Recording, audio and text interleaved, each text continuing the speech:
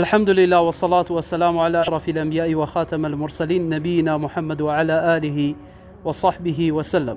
خوشکو برایانی خۆشەویستم لە هەر شوێنێکی ئەم دنیایەن سڵاوی خوای گەورەتان لێبێت، هیوای تەندروستێکی باش و لەشساغی و سەلامەتیتان بۆ دەخوازم. خۆشحاڵم جارێکی تر بە دیداری بەڕێستان شاد دەبمەوە. ئێمە وەکو دەستگای خێرخوازی هیوای ژیان ئەمانەوێت سێ پرۆژە بە ئێوەی خێرخواز و مرۆڤ دۆست و چاکەکار و بەخشەر ڕابگەێنین بۆ پێش جەژن و بۆ ناو جەژنیش. هەر مسلمانێک، هەر خێرخوازێک، هەر چاکەکارێک، هەر بەخشەرێک لە خۆی ڕائبینێت هاوکارمان بێت، ئەوە خوای گەورە پاداشتی بە بەهەشتەکەی خۆی بداتەوە.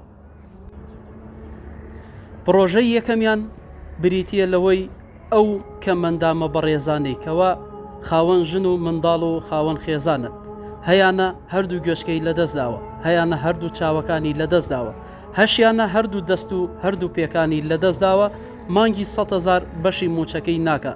ئێمەش وەکو ساڵی پار پشتیوان بەخوای گەورە بە هاوکاری ئێوەی خێرخواز و مرۆڤ دۆست ئەمانەوێت جەژنانە بۆ ئەو ماڵانە بنێرین.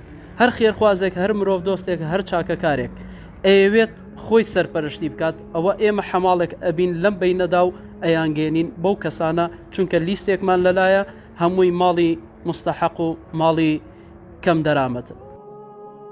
وە پرۆژەی دووەممان بریتیە لەوەی چەند سەرحەیوانێک بە هاوکاری ئێوەی خێرخواز و مرۆڤ دۆست بکەین بەخێر لە پێش جەژندا بۆ ئەو ماڵانەی کەوا جەژن بۆ جەژن، قوربان بۆ قوربان، ڕەمەزان بۆ ڕەمەزان، ساڵ بۆ ساڵ کەوا پاروە گۆشتێک لە ماڵیاندا دەکرێ و چاوەڕی دەستی ئێواکەن ئەم جەژنە بەسەریان بکەنەوە.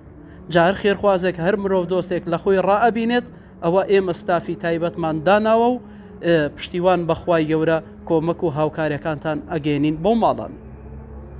وە پرۆژەی سێم و کۆتاییمان بریتیە لە قوربانیکردنی بە کۆمەڵ لە ناو جەژندا. دەستگای خێرخوازی هیوای ژیان ستافی تایبەتی داناوە، قەسابمان حازر کردووە خۆبەخشانە بۆ ئەو ڕۆژەی کەوا تۆی خێرخواز، تۆی چاکەکار ئەگەر بتەوێت قوربانی بە کۆمەڵ ئەنجام بدەی، ئەوە ئێمە ئامادەین و ئەتوانیت کۆمەک و هاوکاریەکانت بگەێنی، پشتیوان بەخوای گەورە بەدەستێکی ئەمینەوە ئەو پرۆژە گەورەیەت بۆ جێبەجێ بکەین.